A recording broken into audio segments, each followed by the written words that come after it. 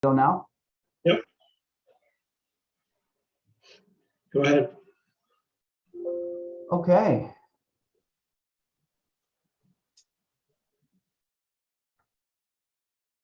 Good evening, and welcome to the first of a series of meetings on public safety. Thank you all very much for attending on a beautiful evening here as the weather turns. Extra credit for attending tonight. So thanks again. I want to thank Alderman Burnett and Alderman Sigcho for being with us tonight. I also want to recognize and thank DPD and CDOT who are also attending virtually with us as well.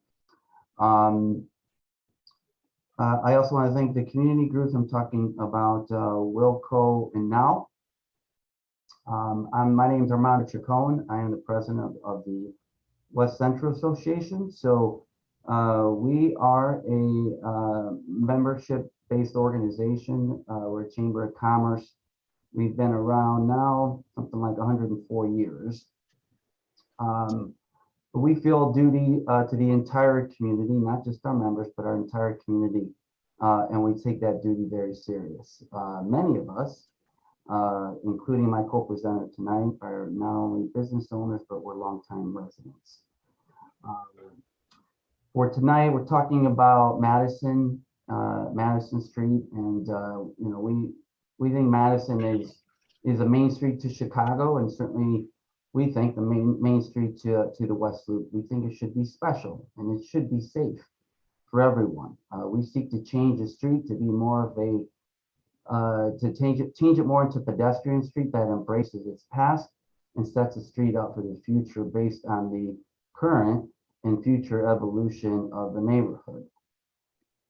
This meeting is more than just about a streetscape project, but how doing so will make us safer.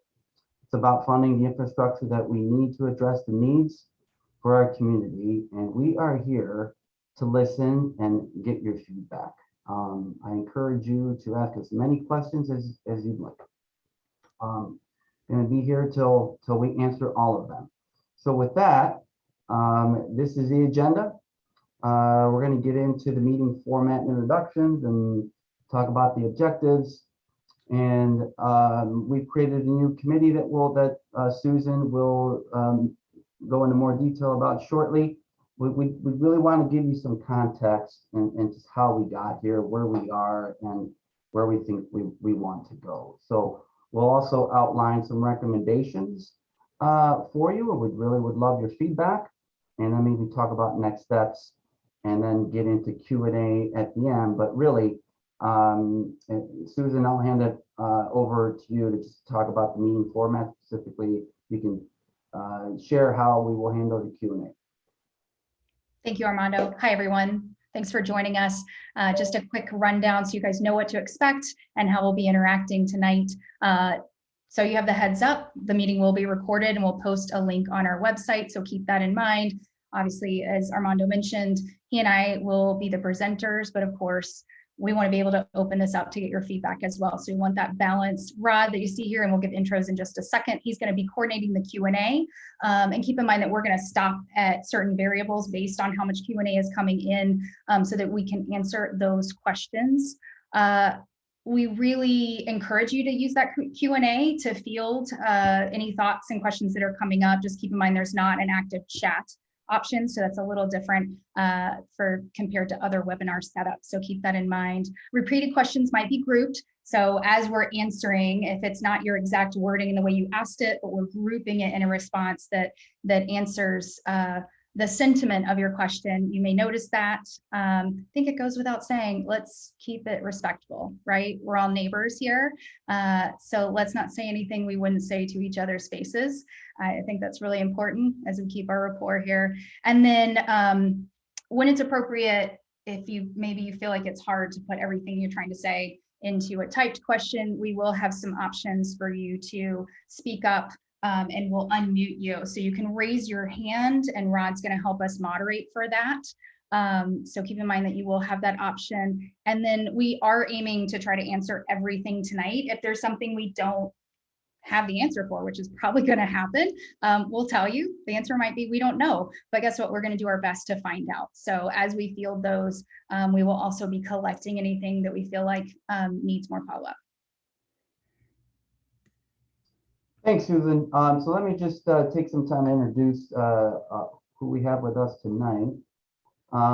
Sorry, jumping the gun here. First, starting with Alderman Burnett and from the 27th Ward, and Alderman Byron Sigcho Lopez from the 25th Ward. I would like to ask first Alderman Burnett if you have any remarks to make for this meeting. Alderman, are you on? Yeah, yes, I'm on, Armando. Good evening, everyone. I'm Alderman Burnett. First of all, I want to commend the West Central Association for being one of the oldest organizations over in the West Loop. Appreciate all their support and work on all of the things that has happened over here in the community. I know Armando has been looking at Madison Street for a long time. I agree that it needs to be enhanced. The city and myself and the Department of Planning are actually having a community meeting on the 23rd to talk about how to spend some of the money that comes from the neighborhood opportunity money that comes back to the community.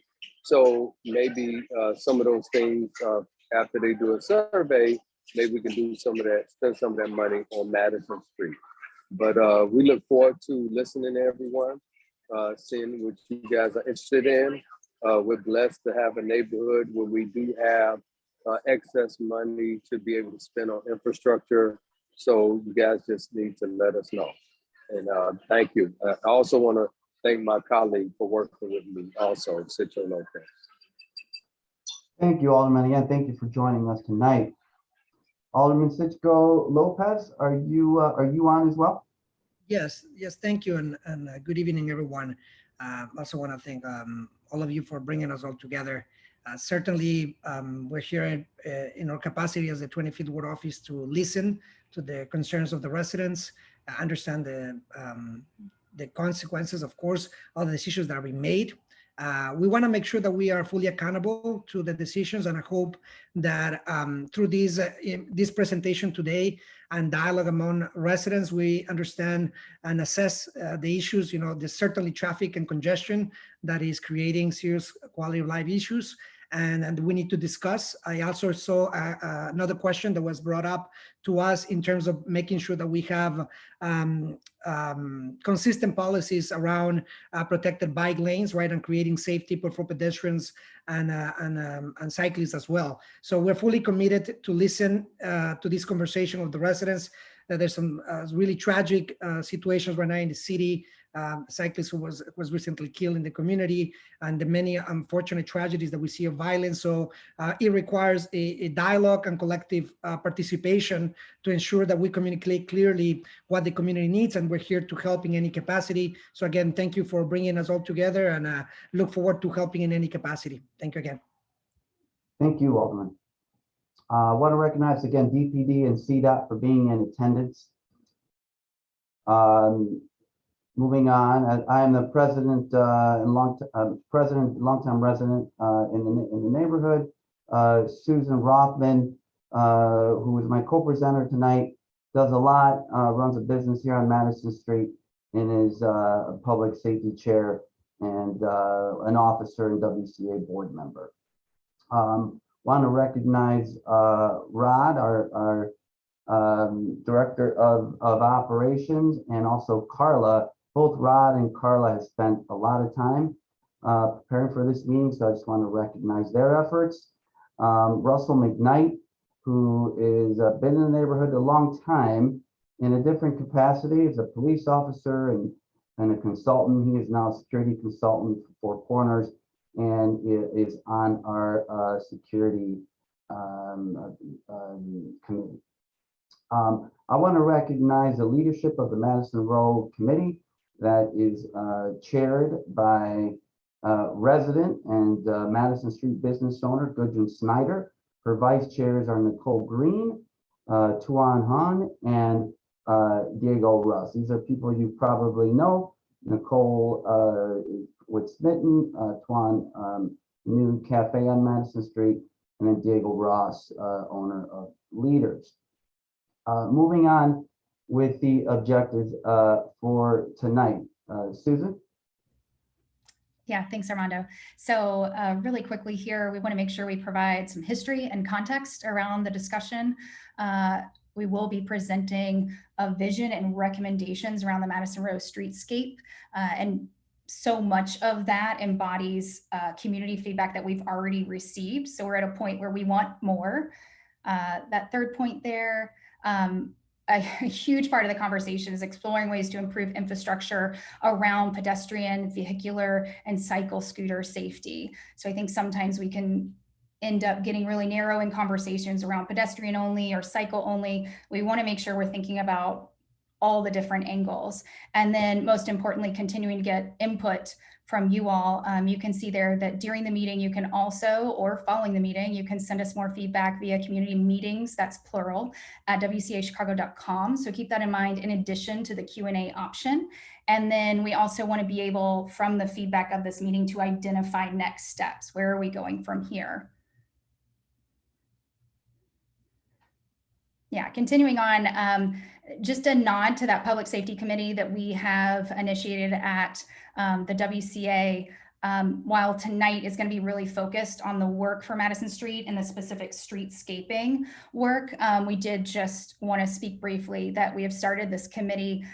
There has always been work within the WCA around safety and security, but we really felt the need to formalize that in a different way. So I'll be working with Russ McKnight, as Armando mentioned when he went through introductions. Russ is not only a retired police officer and involved with Four Corners with their security, but he is just really in touch with other adjacent communities such as Old Town and River North in terms of what their challenges are. So I love that because we're not working in a vacuum. We're staying in touch with everything that's going on around us, even outside the West Loop, Fulton, Little Italy, and all of our bounds here for the WCA. Our goal is to work with the community and improve public safety, and to also work with the other community groups and just bring everybody together for that goal. And as we do as a delegate agency, continue to be a liaison with elected officials and police enforcement so we can do better. The focus is to do better. Thanks, Susan. So I'd like to just kind of give you some context here on our efforts, and that, you know, it's a good story to tell, as just to see how the neighborhood has evolved. We took it back to 1995, but I thought I would just start with 1996 with the Democratic Convention that was held at the United Center. This was, some see this as a catalyst to some of what happened prior to that. And you know, under the mayor, Mayor Daley's administration, he really, I think, did a lot to improve Madison Street, not just the planners, but other things, even if you look at the highways and stuff like that, and cleaning up some of the buildings on Madison Street. You know, you could say that that convention helped sort of kick that off. And then we had, you know, what I call the first development boom. By the way, these dates, somebody might challenge some of these dates. But just kind of giving this to you from our perspective, that first sort of development boom that started in roughly 1999, and then it went up to 2008. And then we had a little lull there after what happened in, you know, 08 and a little bit in 09, but things kind of got going again in a big way. And from 2011 to now, you know, it really has been pretty consistent. A little blip there, you know, during COVID, but not much. And, you know, it's really kind of where we are. But in 2016, the WCA worked with the Metropolitan Planning Council, which is regarded maybe as a premier urban planning organization. And we work with them to come up with a land use and parking plan. And, you know, we really, for us, looked at that plan as a guide, and that we referred to, and frankly, we were able to achieve a lot what was in that plan. It was just really helpful for us as the neighborhood continued to evolve. Here's just a little cover page from that. And this is a public document. So if anybody is interested, really easy to get, or we're happy to send it over to you. In 2016, also the bonus opportunity fund was created. This was something that allowed developers building new buildings to allow them to build more dense buildings, in some cases taller buildings, for a fee. And that fee, 80% of that fee went to support businesses or economic development on the south and west side. Another 10% went to historical preservation, and then the balance of that 10% went to what we call the local impact funds. And that is what could potentially be a funding source for what we do on Madison, but frankly throughout the neighborhood, especially given that the neighborhood continues to grow. Maybe the fastest growing neighborhood in the country. So there's a lot going on here, and that presents an opportunity for us to get more funding. But in 2017, we actually, Susan and I at that time, we gave a big presentation at our luncheon to share our vision and our ideas for Madison Street. And I don't want to spend too much time on this because we are trying to keep the presentation to a minimum and open it up for questions. But we presented that and we got a lot of excitement after that presentation. And we've been moving since then to continue the conversation to date. And that's one of the reasons why we are here. But some things that came out of a Madison Road Committee was created. And then shortly thereafter, we came up with the name. And then thanks to a firm here on Madison Street, worked pro bono with us to create the logo, which hopefully some of you guys have come to know. And then we kicked off annual events. I think we probably had around maybe 8 events a year.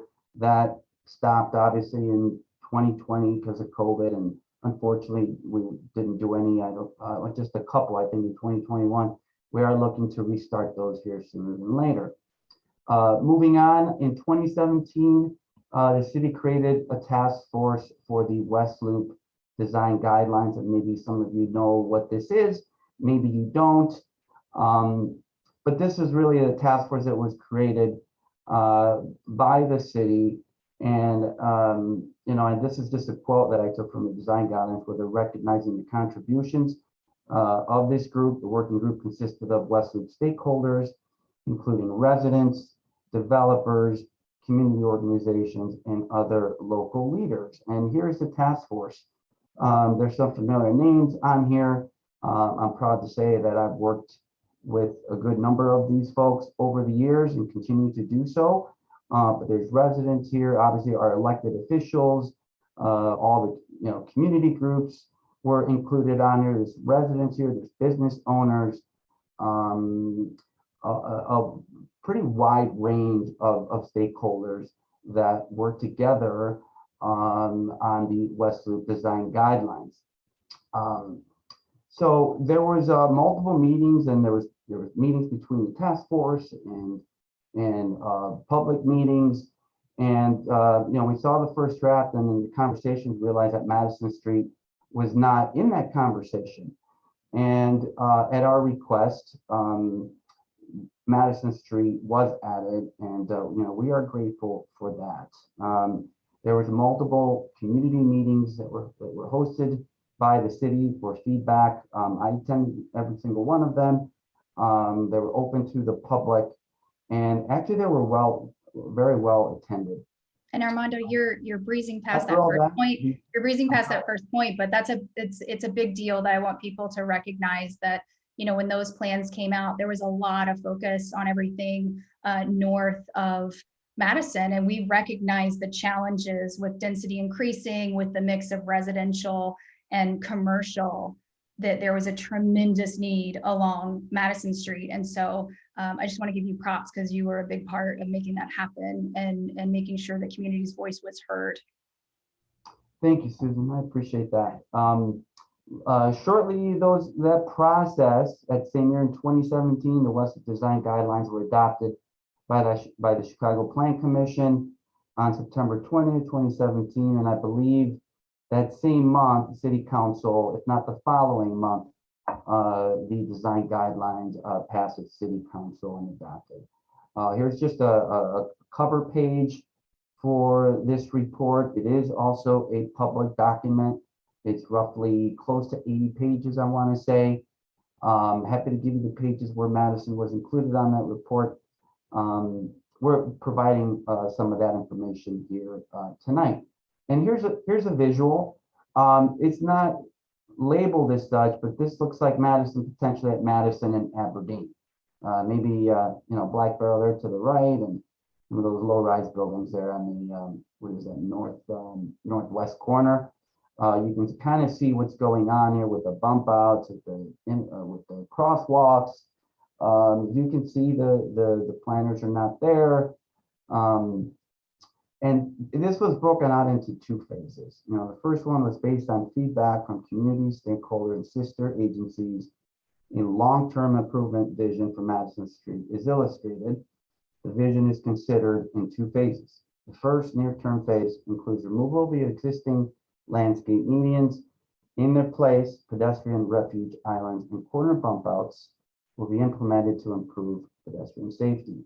The refuge islands and bump outs will also slow motor vehicle traffic speeds to better create a sense of place, and the bump outs increase sidewalk space for other uses such as landscaping, bike rack, seating, etc. A center turn lane will be striped to improve traffic efficiency.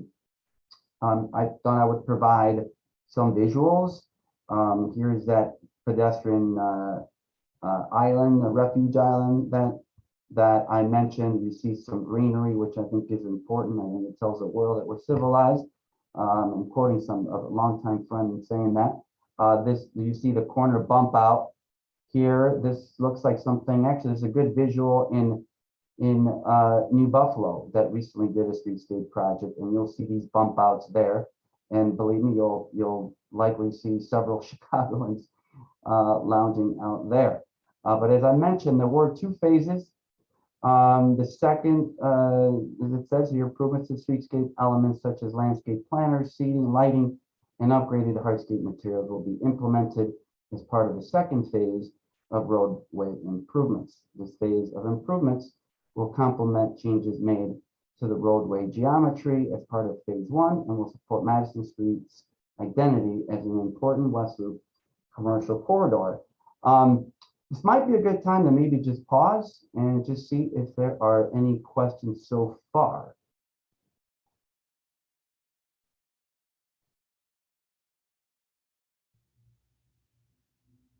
Armando, I think you start this on your next slide. But just in case there was somebody asking, can you give a brief background of why the planters were removed for those who were not in the neighborhood then? I think we're touching on that as part of the streetscaping plan that the city already had in mind. I think that's coming up in your timeline in just a moment. Right. So I'm not, hold on, sorry. Well, let's get into these questions. We'll answer a few. There's one from here from Mary. Can you give some brief background on why the planners were removed? Okay. Yeah, well, hopefully your answer, your question is answered. For one, so this let me go back to this visual here. So this visual was provided and included in the various drafts of the West Loop design guidelines. It included, again, the stakeholders that I mentioned. This was open to public comment. So to answer your question, why were they removed? They were part of something that was vetted, and the planters were part of, were part of this first plan as far as what it would look like. And obviously it doesn't include the planners. And, I don't recall, as somebody that attended every single one of those meetings, I don't recall any objection to what was presented for Madison Street. And I can add a little color to that because part of that is because they were in major disrepair. So there's rebar hanging out of different ends. and we couldn't get committed funds around what would it look like to fix those. In addition, they were posing major safety issues other than rebar sticking out of them. They were posing blind spots, especially as there were more kids, strollers, dogs in the neighborhood. They were creating blind spots when cars were backing up into those really congested areas. I know we have some business owners on this call right now that struggled with deliveries. So as there were more trucks and deliveries on both Madison and the adjacent side streets, the trucks were getting stuck. And so traffic would back up for blocks, and then people would zip around the arterial streets into our residential streets like Monroe and Adams, going crazy speeds trying to get around the traffic being backed because trucks were stopped. So there are lots of issues in terms of blind spots and congestion that were leading to these other safety issues, in addition to the fact that the concrete and the structures themselves were falling apart. And there wasn't a real clear path for whether we could get those repaired or whether they should be repaired. So I hope that helps answer the question, along with we're going to address the timing of when like the parking ban was lifted, right, I think before the planters were removed. So even though they came out as more cars were being parked along the side, it's not like we went from a 2-lane street to a 4-lane street. We basically stayed a 2-lane street. So I just want to mention that, in addition to the fact that there's always been the plan for an additional phase that would continue to work on slowing traffic down. Yeah, I mean, I've often said, I mean, it wasn't one or the other, it was both. It was phase 1 and phase 2. And I'm going to share a few slides from the presentation that that we did in 2017. And, you know, I just want to be crystal clear on this. We have been advocating for pedestrian safety on Madison Street for years now. And that's just public information. It's been said at public meetings. So believe me, as somebody that lives half a block from Madison, with my kids that cross the street to go to school in Madison, as somebody that's been riding a bike for 20 some years now, a scooter, these are all things that are very, you know, important, not just to me, of course, but to everybody. And we've made pedestrian safety, you know, be a core part of why, because there's always important to know the why as to why we're advocating for the streetscape project. Yeah, I want to jump in there, Armando, with 2 other questions. Yeah. Most of you asked why weren't all the changes implemented, followed with phase 1 included removal of planters and replacement. Why didn't you effectuate the city's plan? I just want to be really clear. We're not the ones doing the streetscape itself. Our role as a delegate agency is to hopefully continue to be a voice for the community and to continue advocating and bringing these things to the surface, which again is why we're doing this tonight. So when you ask why weren't all the changes implemented, again, this is a phased project of which we're not holding that project plan. So, I mean, that's my best answer, Armando. I don't know if you want to add to that, Yeah, but I mean, it's not like we're not holding, you know, the keys to the asphalt truck. We're not holding, you know, the paint cans. What we're trying to do is continue to elevate the community voice and to make sure there's feedback so we can be moving in the right direction. If it was up to us, we'd have had it all done in one day. You know, it just doesn't work that way. And honestly, you know, phasing is very common when it comes to these kinds of projects. And the truth is, if this project were to move forward, it would likely be done in multiple phases, unfortunately. But that's, you know, there's funding issues. There's other issues at play here.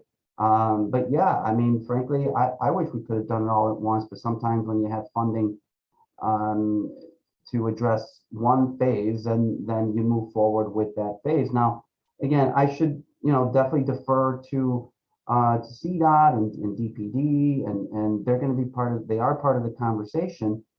But that's, you know, I'm just sharing my own knowledge and experience as somebody that's been involved in the neighborhood now for, you know, 20 some years now.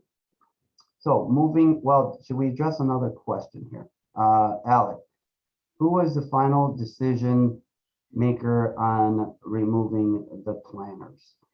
I don't know if there's one decision maker, but certainly there's people and there's the various departments and our aldermen and you know, certainly we were part of those conversations, as were the other community groups. But frankly, so was everybody else. I mean, this plan for Madison was presented publicly. And these meetings are important, guys. I mean, they're important, and I know we all have a lot to do. And by the way, I recognize that you are here attending this meeting virtually on a beautiful evening. But they really do matter. And you know, one decision maker. I mean, I think it's multiple. And I'll defer to you know, Alderman Burnett or Alderman Sigcho. If you want anything here, you don't have to. But that's my response to that. Brian Quinn, again, I'm a cyclist myself. I actually been hit by a car myself, and luckily with little damage. So I'm sensitive to, you know, to the issues for cyclists. Armando, I think Alderman Sigcho wants to speak. Oh, sure, please. Thank you. And I just want to make sure that the process is understood, right? I think that I see more or less the timeline. I was not part of the conversations in 2017 or 18, or, you know, when this the plan was conceived, but I understand that it is important that the city always gathers feedback, right? Especially DPD, CDOT. In my, you know, in my short experience here, you know, in the last 3 years, we have been, of course, concerned with the congestion and the traffic and all those issues that come with this development. We believe, of course, in conscious development that protects the quality of life of residents and especially the public safety of cyclists and pedestrians. So these plans, again, when I just want to make sure that I, in all transparency, address all the questions that are out there, making sure that the answers are clear. So. In the planters, you know, the community had an opportunity to discuss, right, this plan. We as elected officials have to gather this feedback. I learned about this in May 2019. This decision was done in the fall at the end of 2019. So we have to, of course, when it talks to public safety, I understand there's a lot of emphasis on making sure that we had traffic studies. Those traffic studies often are not enough, right, if we continue to allow upzoning and so far. I think that public participation, in other words, is important, that we need to plan, you know, side by side and as a neighborhood to make sure that we have proper planning. The process, the Department of Planning see that must be listening and hearing to the communities. As the community has changed, the plans need to evolve and change, and it has to be done with community participation. If there's anything that we can do to modify these plans and to make sure that we have additions, this is, of course, an opportunity for everybody in the community to be part of these conversations. Is through community engagement, is through participation that we can modify these plans. We can object, you know, if there's anything of concern. At the time, and I think what I'm hearing, and I think that's the same report that I received without any documented objections, is that these changes were precisely to address some of the issues of public safety and traffic.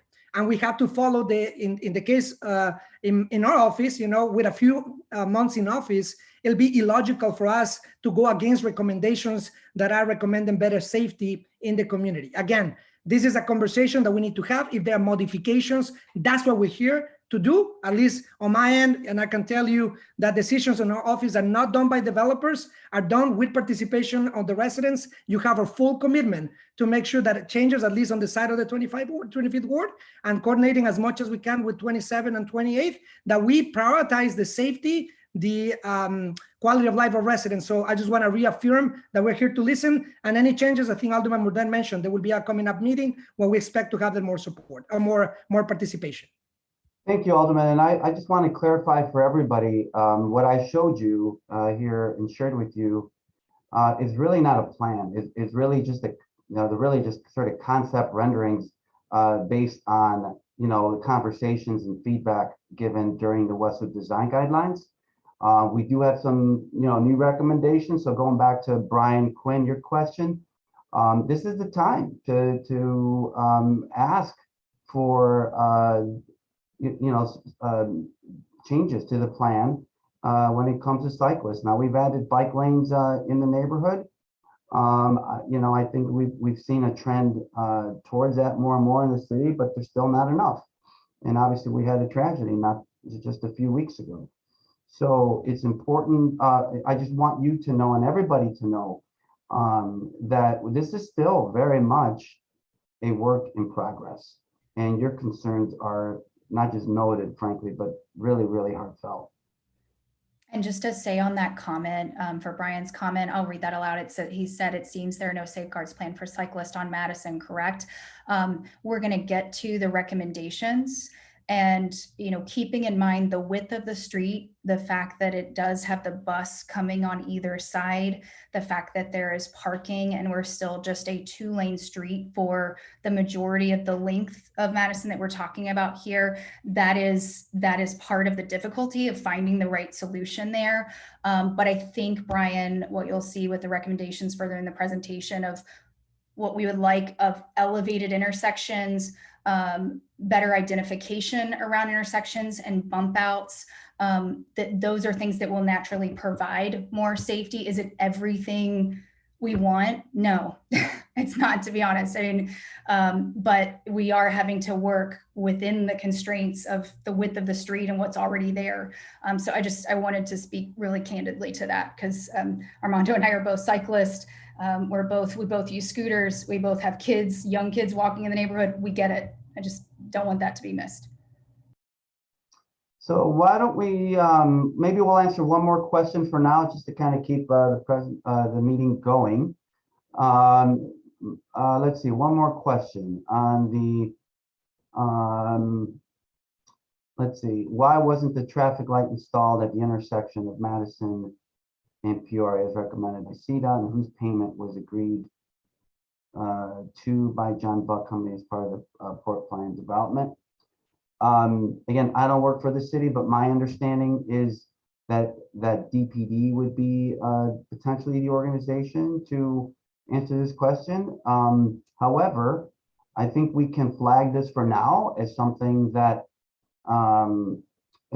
we can look into and ask some questions. Obviously, we want all developers to honor their commitments to our community. So, we can commit to looking into this. Now, of course, we'll have to work with the Department of Planning and Development and the Alderman's office. We don't have an answer to your question right now. So let's move on for now. Well, Mondo, I just want to say, I check with transportation and I check with planning. We don't see anywhere where there was a commitment for a traffic light at Peoria and Madison. As you know, there's a traffic light at Green in Madison. There's a traffic light at Halsted in Madison. Traffic lights cost about $300,000. I don't know. The engineers will have to tell us if it's warranted for a traffic light to go at Peoria and Madison. Then you get a traffic light at Morgan and Madison. I never seen a street where they had a traffic light on every corner. So I don't know if it's warranted. We need to see what transportation say. But both of them told me that, and I don't recall, and they don't recall that there was ever a commitment made by a developer. Somebody's saying that, but I don't remember that commitment. And thank you, Alderman. I attended that community meeting and I also don't remember it. So I would just, encourage caution when speaking, making these statements, which potentially are not accurate. So we'll move on for now. Hey, Armando, to that point, just to make sure that we're answering these to the best of our ability, Moshe, for that specific question, if you do have something in writing that you want to send us. Hope to see you next Monday. The community meetings, plural, at wcachicago.com or .org, excuse me. Please do that so we can follow up. And Alderman Burnett, thank you for the background. Very helpful. Thank you, Alderman. Moving on here, in 2018, we advocated for the elimination of rush hour parking, which is just killing our local businesses. And by doing so, sort of two benefits: more parking for the patrons that support these businesses, but also to basically get rid of one lane of the street. So that happened in 2018. Of course, we know the plans were removed in 2019, and then COVID came and was with us for a couple of years, and it probably had some impact on how things were progressing. Although from economic development standpoint, we seem to weather that storm, very, very well. And now, of course, here we are today with this community meeting hosted by our aldermen and us. And then on May 23rd, there will be a virtual community meeting on local impact funds hosted by the Department of Planning and Development. So I would encourage you to attend that meeting. I know that there's already registration has opened, so I would suggest to all of you to attend that meeting. This would be the second meeting hosted by DPD on the local impact funds. I certainly will be attending, as I hope everyone here tonight will as well. So I just thought I would share just some slides from the presentation back in 2017. The following slides were not edited at all.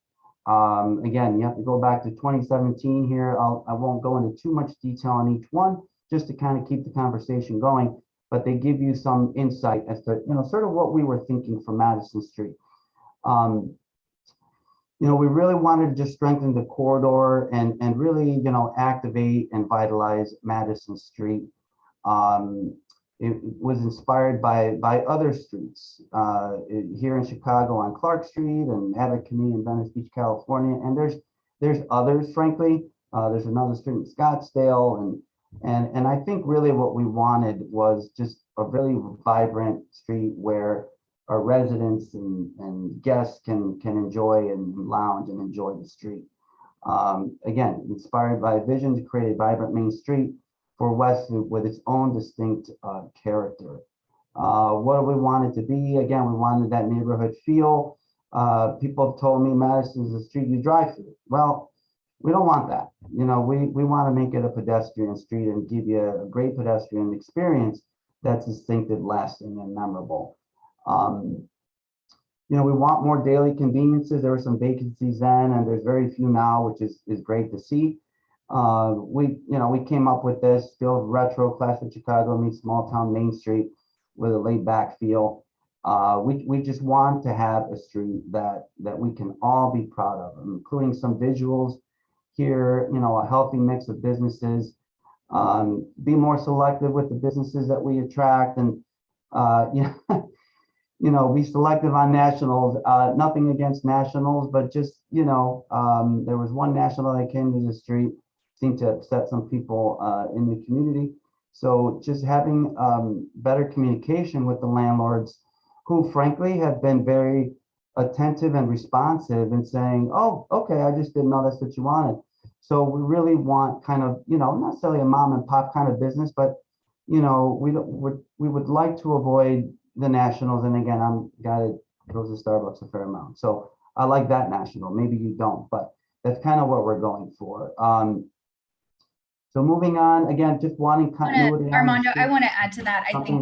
I think the point too was making sure that we kept our arms open to those smaller businesses, just knowing what the failure rate is and just being really kind of ear to the ground in terms of what those businesses need. So not only helping them get in and get a spot and keeping landlords' minds open to bringing in smaller, unaffiliated, non-national brands, but also the continued discussion of how do you help them, how do you keep them here, is a big deal. Yeah, and I know affordable rents has been an issue that we've been talking about a lot, and it's a tough one. It's a tough one for sure. But again, we want to improve continuity on the street. We had some sort of dead zones on the street, and that we've made big, huge strides in the middle of taking some bigger strides on having that continuity on the street. Again, providing a safe pedestrian and cycling experience. Again, this is literally unedited from that presentation. So repairing sidewalks and clearly marked crosswalks and pedestrian bump outs. again, with overall streetscaping with a focus on safety and aesthetics. Talking about markers and greenery and trees and micro parks, which have some visuals on here. Some art, as we all know, is a big component of our community here in the West Loop. So definitely including that, and holiday decorations and tree lights, embracing our history and being patio friendly. I love outdoor patios, and I know a lot of you do as well. So just supporting that in a bigger way. Host events that bring people out. We had this idea of maybe a parade and markets and pop-ups, and again, really wanting to activate the street. Here's some visuals on. Here's a marker in Old Town. Some of you, I'm sure, will recognize that, and just bringing in some greenery wherever possible. Here are some what we call micro parks, but certainly we see benches, hopefully as being part of the plan for the future. Just interactive sculptures as well. And then, many of us love lighting. I've seen this executed very well in places like Scottsdale, where streets lighting crossing the street. It would be great whether we do it this way or in other ways. Certainly maximize lighting, I think, is important, not just for aesthetics, but for safety. And obviously we've been trying to make big strides in this area on Lake Street. Just lighting is just good for all of us. Again, talking about patios and getting people out and activating the street any way that we can, I think would be great. These are still recommendations from that presentation, which you can see here for yourself. So moving on to just where we are now, as far as our recommendations now. Again, largely based on the West Loop Design Guidelines and the community feedback. Yes, certainly from feedback heard during that process, but since then as well. This is something we've continued to really talk about and advocate for, and we've gotten feedback, and we have one or two new things to share with you. Again, make Madison more of a pedestrian friendly street. Make it safer by adding corner sidewalk bump outs, pedestrian islands, lighted signage. I know that suggestion is something we've heard a lot lately. Heavily marked intersections, whether that's with brick or paint. P Street designation for Madison. I believe this has happened where a P Street essentially, doesn't allow for curb cuts, and we have a few on Madison, but we must have no more on Madison Street. All right, Armando, I'm stopping that here. came into play in a recent development on Madison Street, and we're fortunate to have that development be altered to eliminate that. Armando, can you speak when you say no curb cuts? Because I'm a big stickler for Right. let's make sure people understand. No, You guys, when I joined the WCA, I was the one always raising my hand saying, what does that mean? What is CDOT? What is DPD? Okay, so can you tell us what no more curb cuts mean and why that's important? Yeah, no, it's essentially a curb cut is where the sidewalk is altered to allow a car to enter into a garage. So there's, for example, 1155 West Madison, which is next door to my office. They have a curb cut on Madison. There's another curb cut as you go farther west at Block Y condominiums. They actually have a parking garage, which we must never build on Madison ever again. It belongs in the back of the house, and that's just it just messes with the harmony of the street, and it takes away from the character of the street, and potentially making it less safe. So by comparison, Fulton is an example of a street with no curb cuts for most of what within what we would call the West Loop people would recognize, so that you don't have major entry and exits into a building, for example, a garage cutting into the main curb, right? Correct. If you guys have more questions about that, feel free to ask, but it's Sure. we have some visuals, I think, in here, but I think it's important to understand that when you have those big entry and exits on a street like Madison, for example, walking with your kids or, riding a scooter, here comes a car whipping in and out, and it creates more safety hazards. And that's what this is looking at. And that's correct. And you're right. Fulton is a P street. We really have set up Fulton for the future residents that will be moving there at some point in the next few years. I think would like to do this. I'd like to have this project be realized so that we can accommodate the residents that not just live here now, but that have lived here for several years, if not, decades. So the moving on to the next recommendation is kind of a newer one, is elevated intersections. And raised intersections create a safe, slow speed crossing in public space at minor intersections, maybe even at major intersections. And then similar to speed bumps and other vertical speed control elements, they reinforce slow speeds and encourage motorists to yield to pedestrians at the crosswalk. And I do have one visual to share here. As you can see, the yellow is elevated. There's where you rise and you drive up to it. As a car, you'd have to slow down. You drive up to it, maybe elevated, I'm guessing about a foot, about the height of a speed bump, maybe a little bit less. I don't think more. So you'd have to, obviously traffic would have to slow down as you approach an intersection like this. If we were to have elevated intersections, it works very, very well. And I think would certainly do well on Madison Street for all of us. Seating, as I said, benches and micro parks, again, I think allowing people to sit and lounge, I think is important. Historical markers, when we came up with the name for Madison Row, rather than try to hide the past, I think we wanted to embrace it. So people used to call this Skid Row. And, that's our history. And I think we decided to just run and call it Madison Row. But anyway, history, there's a lot of history on Madison. Again, it's the center point to the city of Chicago, and certainly the center point to the West Loop. And embracing the history that is here is something that we would like to include as much as possible. As I mentioned, lighting just very, very important for security and safety on many levels. Greenery is certainly something that we want to include as much as possible. So I just wanted to stop here and just see if there's any new questions. I see one question from Alice Jordan. Has moving the bike lanes between the sidewalks and parked cars been proposed, or is it not doable? It has not been proposed that I'm aware of.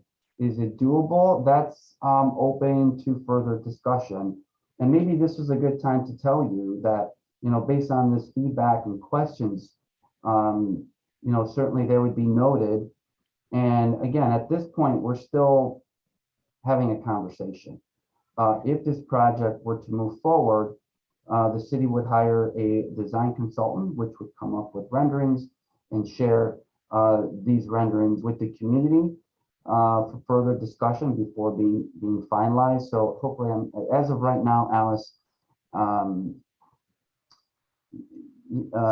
right now, we don't know if it's doable, but we certainly will look into it. And certainly bicycle safety is an important element of what we're trying to achieve.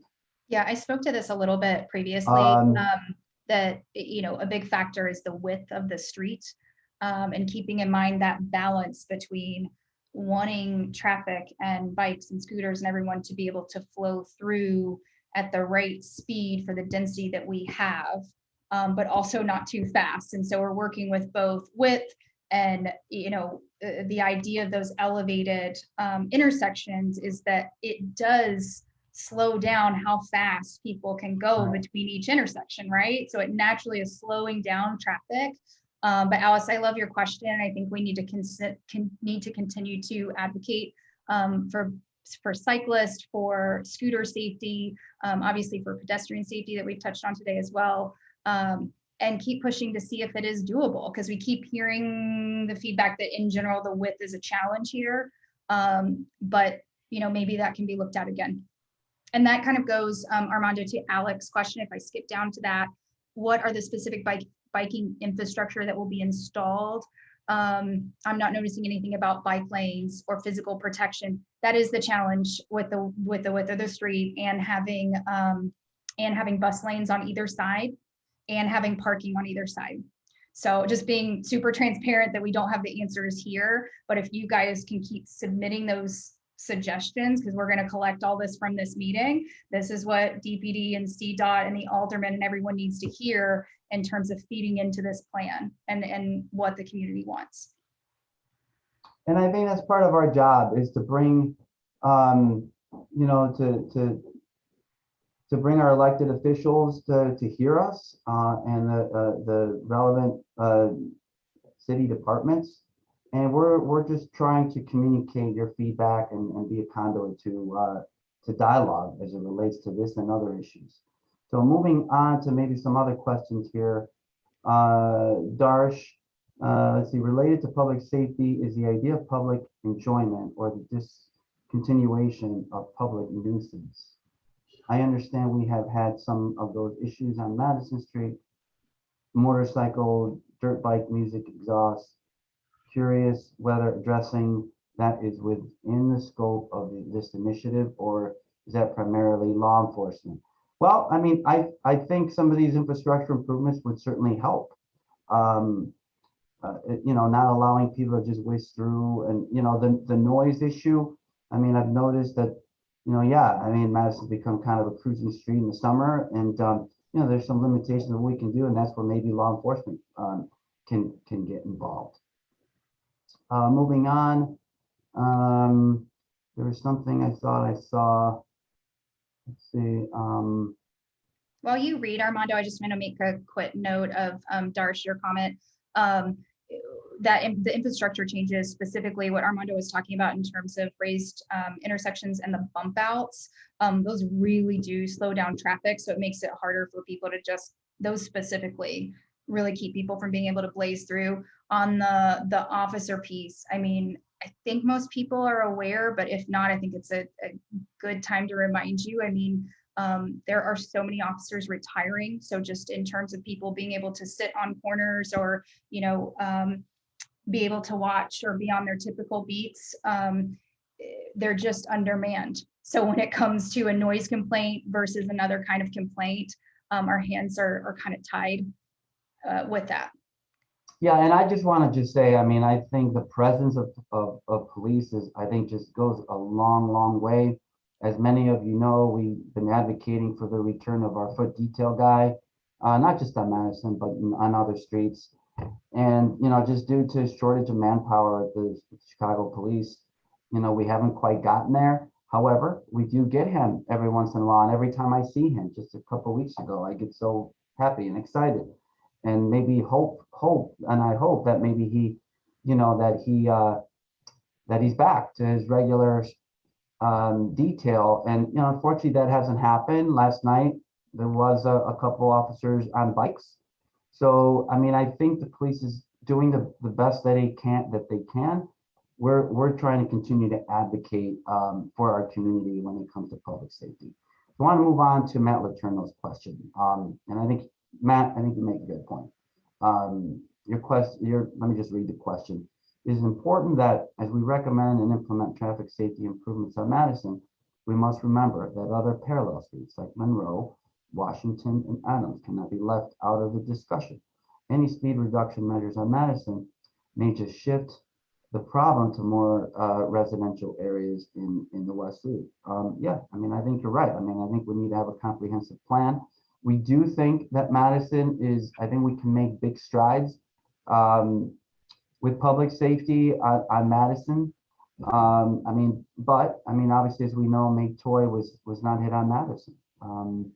She was hit, I believe, on Van Buren. I'm happy to hear that she's recovering, but absolutely noted.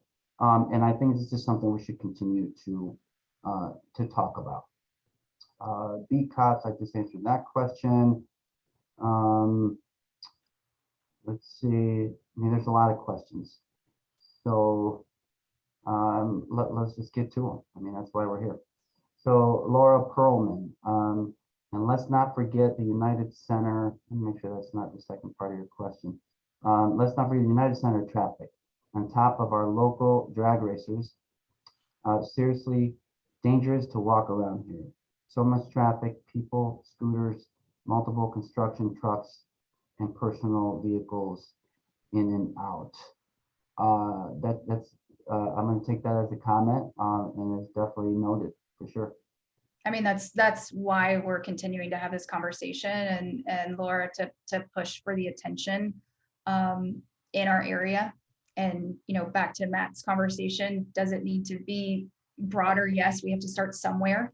And guess what? If we don't speak up, nothing gets done. So, I mean, that's why we're spending our time on this, why we continue to push for years, and why we're going to continue to ask for your feedback. I'm going to answer one question and then we'll just wrap up the conversation and we'll just go right back into Q&A. So Julie Darling, coming out of an event at Battelle, I was almost hit by a motorcycle doing a wheelie on the sidewalk. Oh my gosh, right in front of me. These issues are much larger than what is being discussed. I couldn't agree more with that. Wow, now we have to be careful on sidewalks too. Yeah, something has to be done, and hopefully, I'm really hoping that we can churn out some new officers out of the academy here sooner than later. So let's go back to the presentation if we can, as far as just our ask and next steps. There we go. So again, your feedback, it doesn't end tonight. It just won't.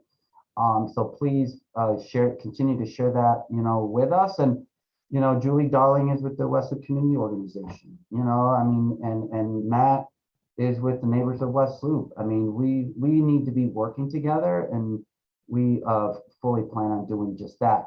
Highly encourage you to attend the upcoming meeting hosted by the Department of Planning and Development. As I mentioned, registration is now open. And, you know, I don't want to end this meeting tonight without asking for your support. Unless you don't support what we're advocating for here tonight. This is something we've been working on for a long time now, and you know, in the end, if it's not something that the community supports, I can live with that. But if you support it, and based on the feedback I've heard at various community meetings, you know, I think this is something that makes sense for our community. The other thing we'll have to do is identify a funding source, whether it be the local impact funds, which may or may not be enough. There's some other projects being considered, maybe TIF and maybe some other sources. And then suggestions on the topic for the next public safety community meeting. We said at the beginning that this was the first in a series of meetings. So, you know, take Madison out of it. You know, we need to be talking about what we as a community can do. Unfortunately, we can't all depend on entirely on the police. Are doing the best that they can, but I think we can be a little bit more proactive in trying to address some of the issues that we're having lately as in regards to public safety. You'll at the end of this presentation, you'll get a survey, just 2 questions. Feel free to share your answers with us. Again, we'll be definitely acting on your feedback here and trying to figure out how to proceed next. So again, we're going to go back to the Q&A. I like Mary's comment here. Have there been any discussions of blue light call boxes in the neighborhood for emergencies? That does not come to mind, Mary, but I love the idea. And again, that's why we're having these meetings, so that those kinds of ideas can come to the surface. Thank you. Stephen Powers looks like a comment. Thank you for taking the time to help bring more life to Madison Row. All your efforts are much appreciated. Thanks, Steve. Appreciate that. Darsh said, I support these recommendations 100%.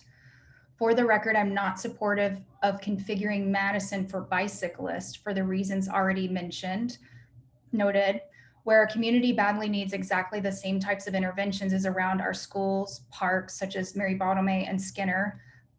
I agree with you on that. None of us want to see children get injured or killed. Will we be able to have similar conversations for those targeted areas? Darsh, it's like you've been in my head the last couple weeks. I couldn't agree with you more. You know, part of this is that the city DPD was already looking at Madison and areas north of Madison. So, you know, part of this is like, where do you start, right? And there's a lot to do with Madison, but my heart is in the same place as yours, is that I see all the issues, and I know our kids cross a lot of the same streets and play at the same parks. So all I can say is I agree with you. If I had all the money in the world, I know we could come up with a great plan together. But part of this is one place to start. I know you will continue to speak up when we have meetings like this. So I really encourage you to come, and I know you will, because I know the type of person you are.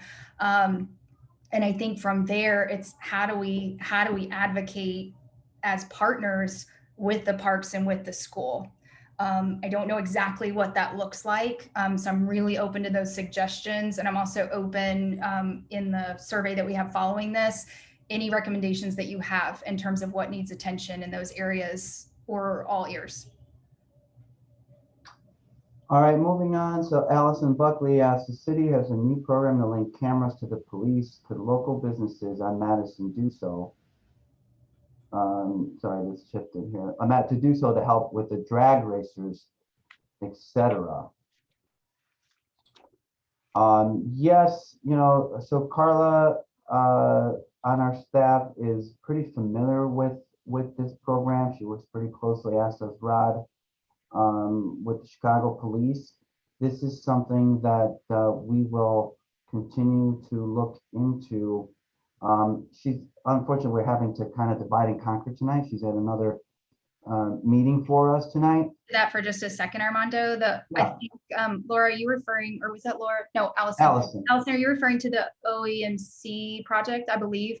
As a business owner myself, I would love nothing more than to connect with those systems. I will tell you, some of the challenges are the make and model that you have to go with. So a lot of people opening businesses and then finding out they have to retrofit, and typically it's retrofitting to a way more expensive system in order to tie in to the police system. And so, like, for me, for example, it's not that I wouldn't want them to have access, it's that the retrofit is actually really expensive. It's probably more in the area of something that a landlord or the building developer, and I know we've had conversations with developers who want more information and want to be moving in that direction. So I know it sounds like a simple fix, like, oh, just give them access to my Nest cameras or give them access to Simply Safe.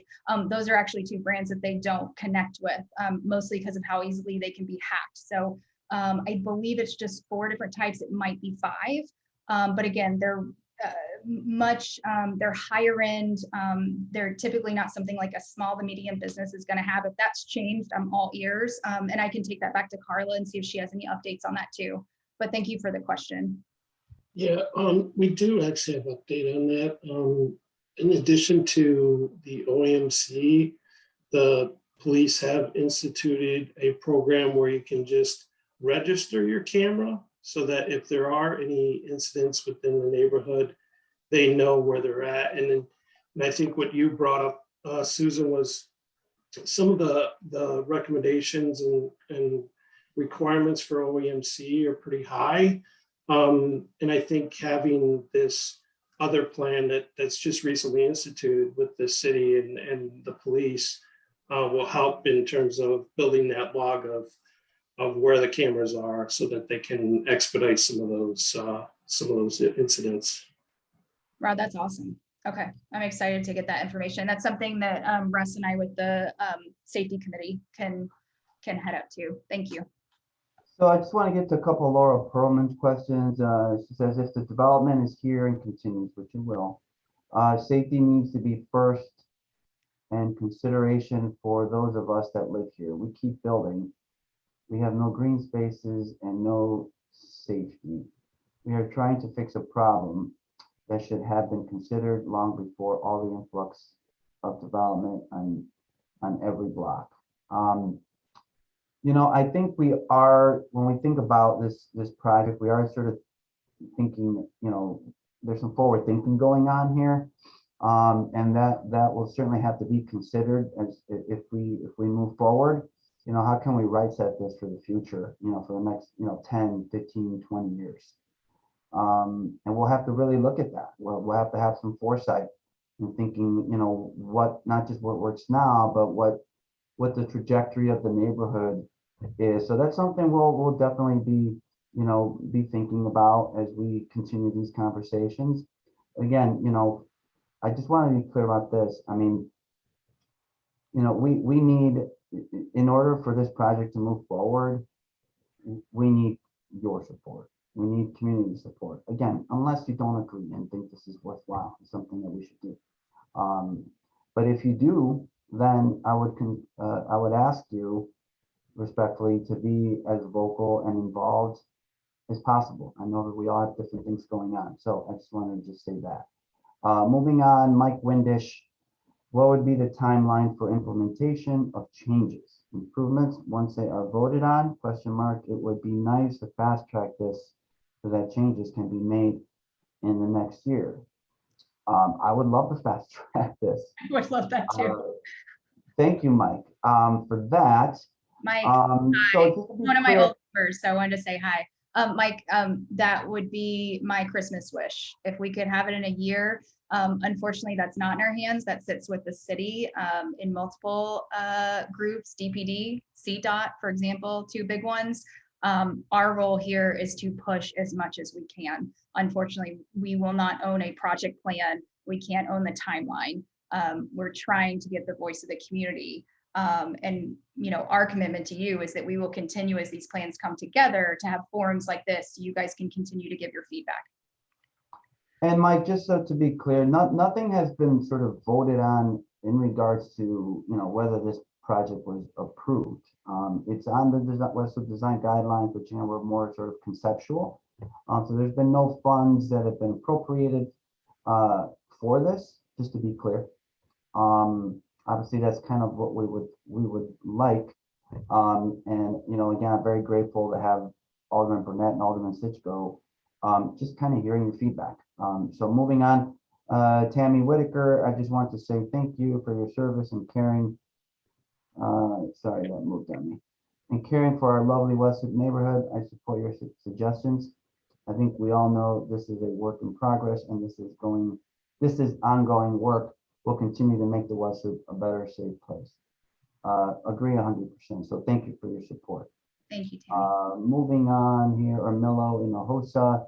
Thanks for all your hard work, everyone. I wonder if we can consider bike traffic lights to work alongside other traffic lights. I've seen these downtown on Dearborn, etc. Yeah, I know. I mean, I go down there a lot on a scooter these days. So I know what you're talking about. That's something that we can explore. Although I do see those on streets that have that have bike lanes.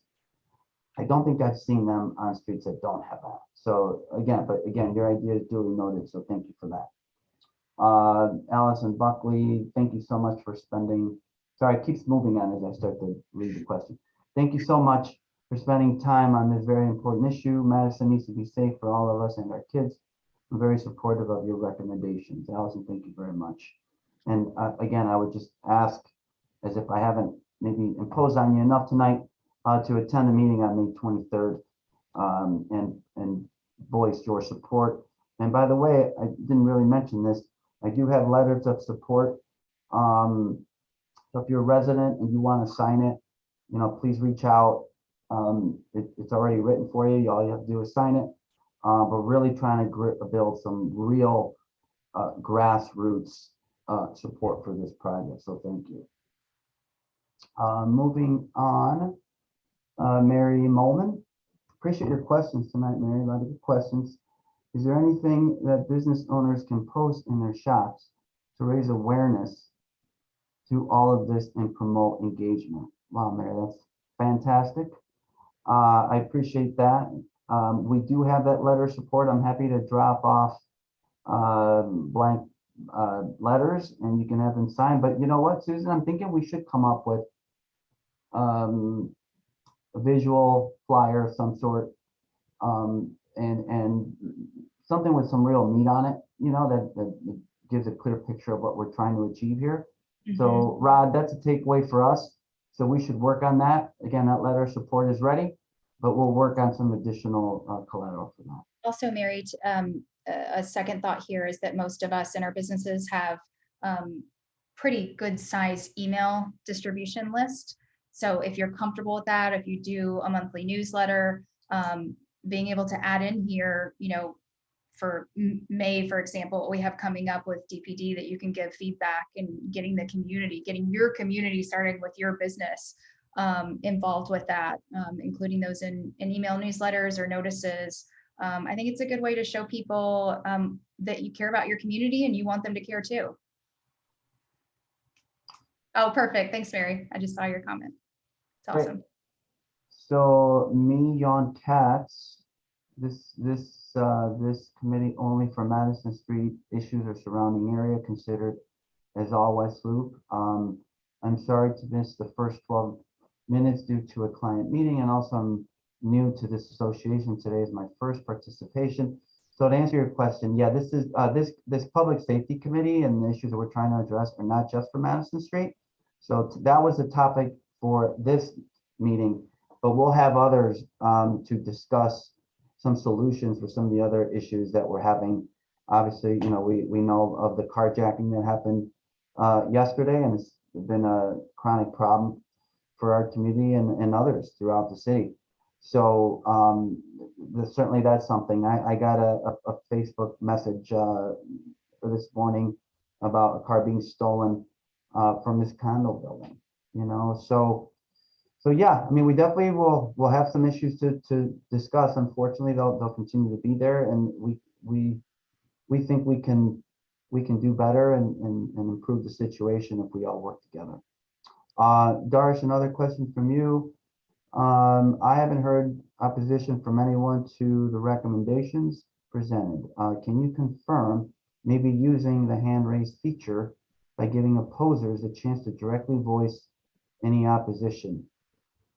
I think that's a great idea, Darsh. Yeah, Rod, is that possible? Can we do that?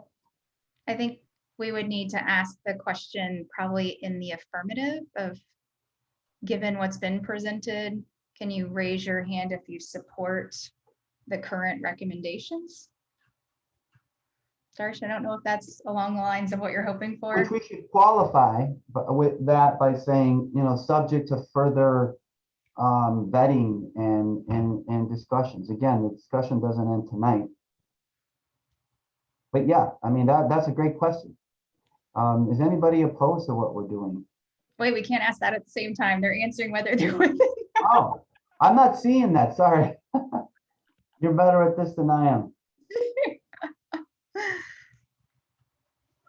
Let's see. So right now we're trying to get a show of hands of support for the current recommendations, just to get a sense of, are we striking the right chord, knowing that this will continue to move forward, and getting more feedback from you. All right, so we have one opposed from Moshe Tamsat. Says yes to oppose. Please read phase one. What I'd like to know what you're opposing. Yeah, well, I think Moshe's comment, he was wanting us to read his comment about phase one again, pretty much asking why we didn't control the timing of planners coming out and phase two starting. Moshe, I don't know how to say it any other way other than we are not the project managers here. We're doing our absolute best to be a voice for the community, to continue to have forums like this so that these recommendations can get better and better. And the aldermen can see that the community's weighing in, that DPD and CDOT can see that the community's weighing in, that we can make, you know, recommendations about pedestrian safety, about bike safety, about everybody needing to be safer. But ultimately, we're not the ones who are going to do the streetscape. I mean, we don't have control over that timing. Let's see, this is not my pastry space one from, I don't know, you may have to repost it again, Moshe. I mean, I guess I'm just curious if you oppose what we've, or do you oppose our recommendations in this project? I mean, I mean, phase, okay, all right, then I'll just stop addressing it. There's another meeting coming up on May 23rd that the city is having, and the DPD is having, and certainly you can voice, you can ask some more questions. We're trying to do the best that we can to answer questions. I just, you know, I don't have the context entirely as far as trying to find the best way to answer your question, and I certainly don't want to put words in your mouth or anybody's mouth. So anyway, with that, are there other questions?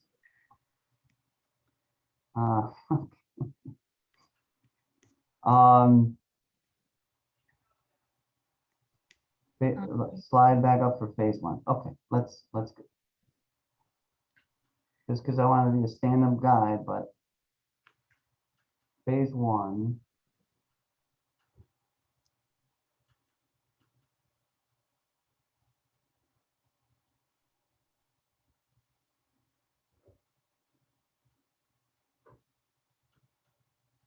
All right, so let's see here.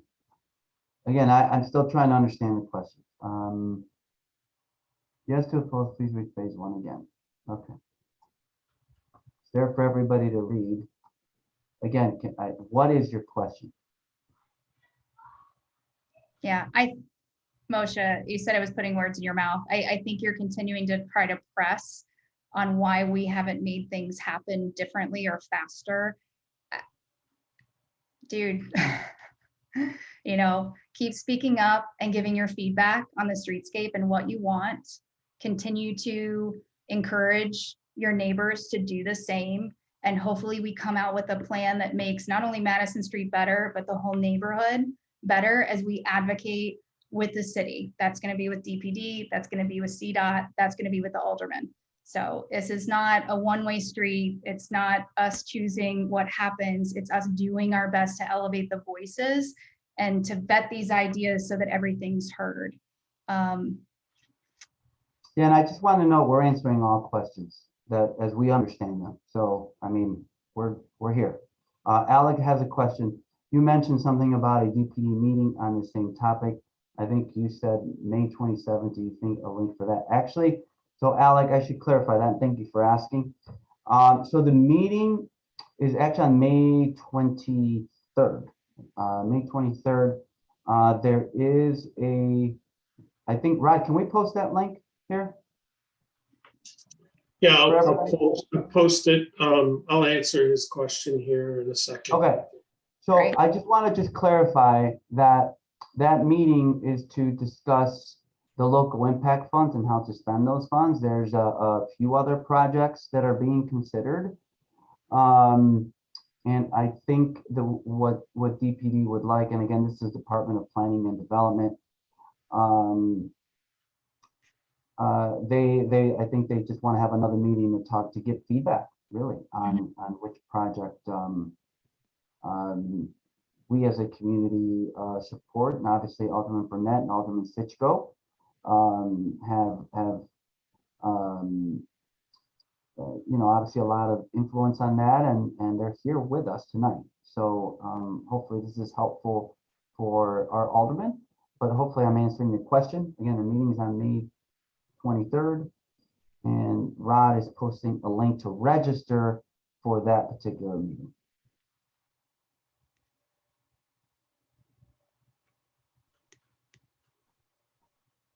Armando, were you saying something to me?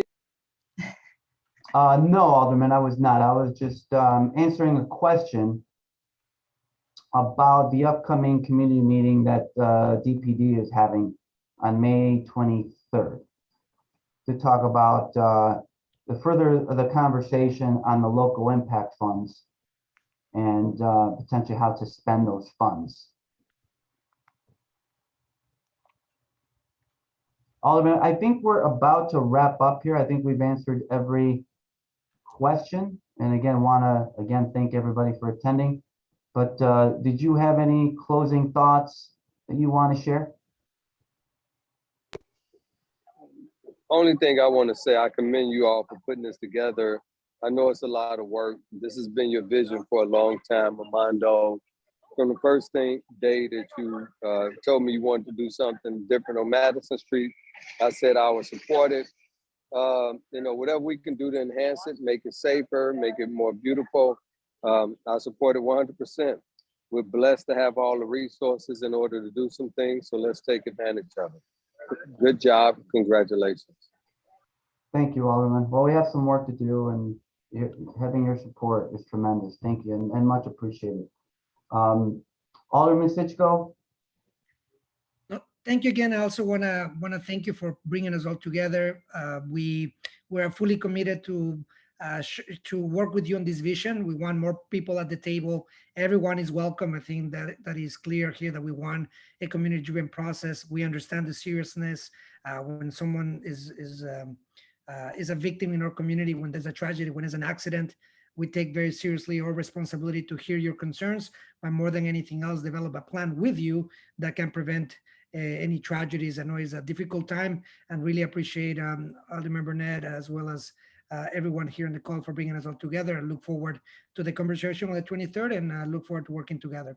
Thank you again. Thank you to WCA as well. Thank you. Thank you, Alderman. Appreciate it.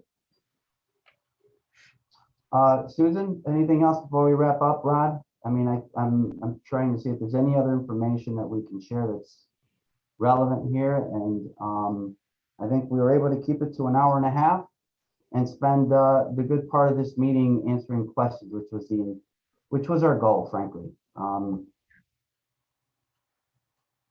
Yeah, nothing else here other than to just really encourage people to make it to the May 23rd meeting, keep the recommendations coming. You have our community meetings, again, that's plural, community meetings at wcachicago.org email. So you can send more after this or add them to the poll that you'll get after this concludes. And Mary, I see your comment about getting a flyer to potentially promote that. So we can follow up with you after this.